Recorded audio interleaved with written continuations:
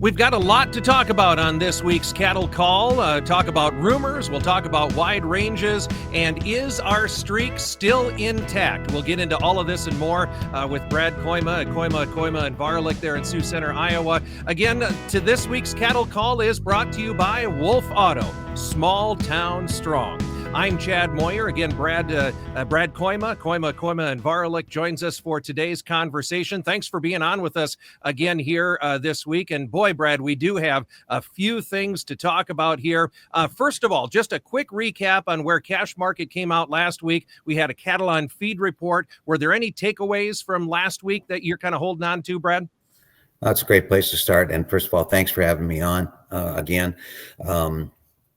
Last week, cash ended up as good as 231 here in the north, and paid to a major. In fact, my brother sells fat cattle for me. I got 231. That's pretty exciting, huh? All-time highs.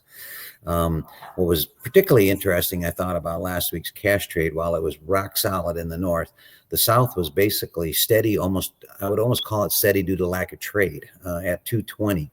So, I came into the week thinking if I was a feedlot manager in the south, and I'd be going like, I got 220 and the boys up north got 230 to 231. Why do we have to be $10 back? Monday morning, if we'd been having this conversation, I would have, or Tuesday morning before the news came out, I'd have said, I think the South is going to be a couple, three higher. They're going to have a little more bow in their neck, a little more resolve, and try to, narrow that gap between North and South. So that's kind of what I still thought, although there's some early indications of the Southern cash has been a little disappointing yesterday. The cattle on feed report came in largely near trade expectations, so, somewhat of a neutral looking report. But when you pick it apart a little bit, Chad, which I'm nerdy enough to do, that placement number, the actual placement number, is the lowest in the last 10 years for April, with one exception, and that was April of 2020. And unless you've forgotten, we were in the throes of probably right at the epicenter of the COVID pandemic, right? So be normal that we weren't placing anything or doing anything for that matter at that time. So that actual hard placement number is a very, very historically low number, 6% below the 5-year average, by the way. So, yeah. All right. Just a question about last week, and you kind of brought it up too, the ranges. Now, even within the dress sales that we've seen in the north here, there's been a wide range I've noticed over the last few weeks. And then that difference, like you said, from north to south, what does that indicate, or does it indicate anything? Is there a reason for that? That's a great question, and I'm not sure if everyone would agree with me, but I personally think there's a couple of things in play here. One is the quality of the cattle, which I think generally people would agree that the quality of the cattle in terms of grade and kind and is better in the north. But I think secondary, that's secondary to what I believe still is the driver here, and that is that the South, don't forget, the South is largely a formula-based cash system where they have relationships. That's the word they like to use with packers. Up here, it'd be very typical for me to get 5 or 6 different bids from 5 or 6 different packers, and that's competitive. And when you have leverage, when there's not enough cattle to go around, I think that the cash negotiator is rewarded. He's just not turning cattle over to the packer. Instead, he's out there in a competitive deal. So I think, to me, that's still an awful lot of it. And we've got a great competitive packer base here in the north, more so than, there's places in Texas where you've got 500 miles between another major. So just because all the cattle there, that doesn't mean necessarily all the slaughter capacities there either. All right. Well, you mentioned it in your introductory comments there too. Boy, we started the week with just a bang and a rumor that had a big impact on the market with the New World screwworm. There was a rumor that it was here in the United States. Any heartburn over that yet? Obviously, it was pushed back. It was proved as false, but it still lingers in the market, doesn't it, Brad? Well, I think it does, Chad. I think you're spot on. I think that hangover effect, or whatever you want to call it, think about it. If you're a long speculator, especially if you're a smallish, maybe long speculator, right? You rode through Tuesday and watched feeder cattle go down $7 and live cattle go down $5 100. You might be going like, geez, I'm not sure this is the place for me, right? So they get nervous and tenuous, and you may lose that trader. The other side of it, of course, is that potential hedger, that guy that feeds cattle. If he's unhedged, he watches a day like that and goes like, well, I better kind of check my whole card here. I maybe better be a little more careful. If the market can break that easily on a rumor, which frankly, we sat here and debated a little bit about, is this bearish? I mean, if we do, I'm finding out I'm learning more about the screwworm thing than I ever, things you thought you never would say on a program, right? So we're going to learn a lot about it. It's a big deal. We've had it before here in the 60s. We got rid of it before. I think if we keep this proactive stance, we can keep it out of the U.S., but it's a very, very important that we do. We don't want to lose consumer confidence. That's kind of the issue with how the futures seem to act on Tuesday. I remember swine flu, which had nothing to do with people, but people still didn't eat pork chops and bacon for a while because there's somehow that was transmitted in their mind that was going to be bad for them. So we don't want to lose any of the consumer confidence, particularly when you're at this kind of a level. We need all the demand we can get. All right. Well, and this might be a good place to introduce our first listener question of the day. And it kind of goes back to this chaos that you can see in the markets periodically. Let's go ahead and throw that first question up. Let's go to the other one. There we go. It's more of a comment, I guess. I can't understand why we have a futures market. It should all be cash. And with the, quote unquote, terror that we see sometimes in the futures, why do we have a futures market even to begin with, Brad? Well, I have some empathy for the type of person that has asked a question like this. Okay.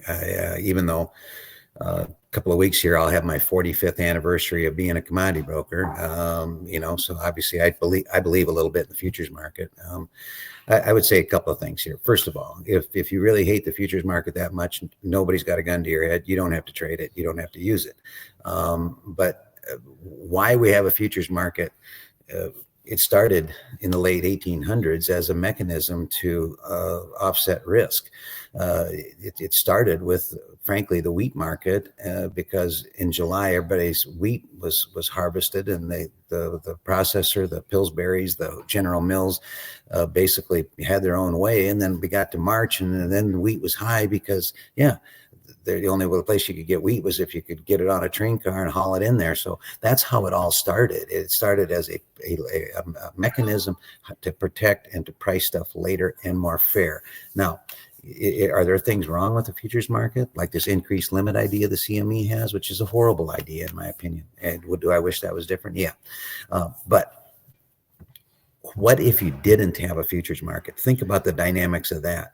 You would have the big four basically trying to buy your cattle as cheap as you can, and you're going to sit out there and tell me that you're out here with a couple hundred head of cattle and you're going to somehow get leverage over that in a situation like that? I don't think so. And how are you going to lay off risk when the feeder cattle cost this much and there's this much risk? Whether you're talking about corn or cattle or whatever, it's a way to lay off risk. That's how a hedger ought to be thinking about this. Am I frustrated sometimes with the volatility? Look at Tuesday. Of course I was, and of course I am. But it's the long speculator that also makes the market go way higher than we ever thought it was going to go, and give you those hedging opportunities that you never thought you would have gotten.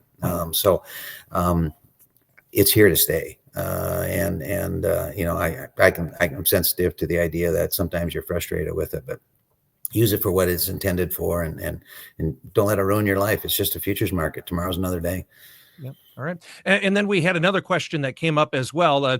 This question has to do with, and we've kind of hit on this over the last few weeks, and that's a big question the cattle industry is kind of waiting on. When will heifer retention start to happen? When will we start to see this cattle herd get a little bit bigger? And how long is it going to take? Do you have thoughts on that, kind of where we sit on that right now? Well, I do, and I wish I could give you an A+ answer, Chad. It's a great question. It is the question. If you're someone like us here, where we try to be somewhat analytical about the long view of what the cattle market. By the way, I think I know I became a lot better trader when I started to try to think about where are we going to be in 3 months, 5 months, 6 months, instead of what are we going to do today? I mean, you get caught up in this, what's going to happen today, and it's hard to keep your eye on the horizon. So it is the question. So we are trying to dial this back into some sort of a statistical number instead of, well, it feels like, or you know what I mean, one of those things. The heifer retention has happened in a small way, it looks to us like statistically, okay? Don't forget that, let's just say you have 100 cows. You have to save 18 to 20 heifers every year just to keep your cow herd at 100. There's always attrition in your cow herd. People that are in the business know that.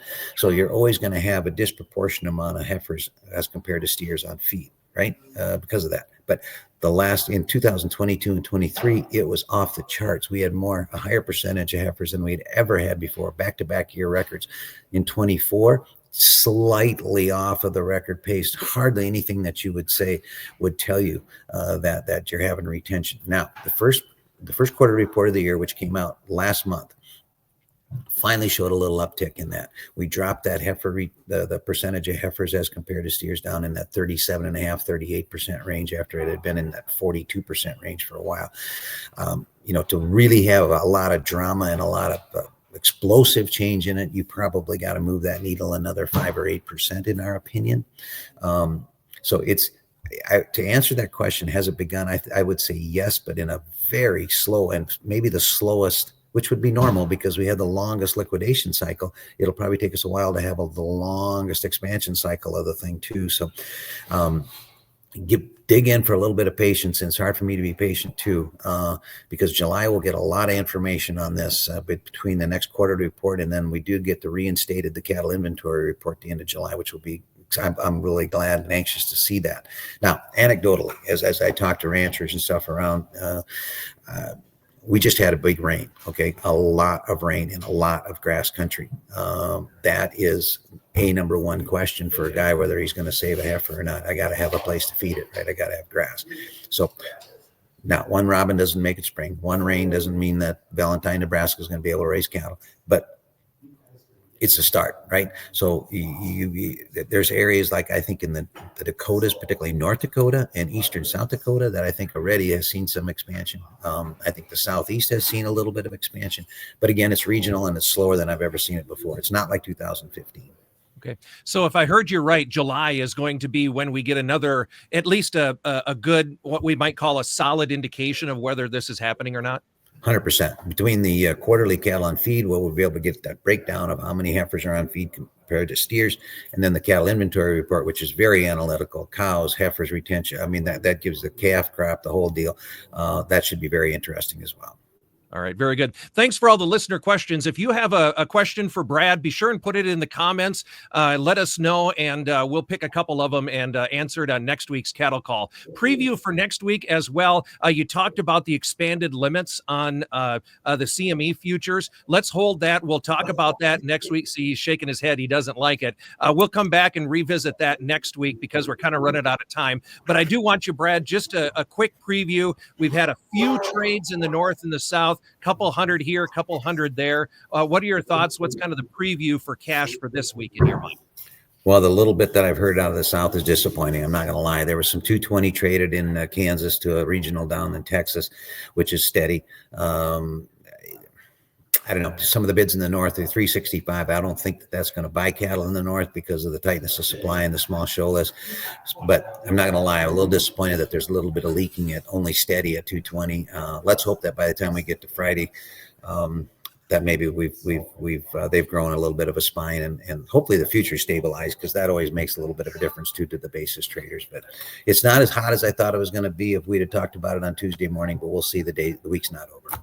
Well, and the other thing is our trend, our streak is on the line. So we gotta hold this right until next week. Yeah. I tell you what, the holding this streak is going to be that's a tall task from these kind of levels, but it's been fun so far.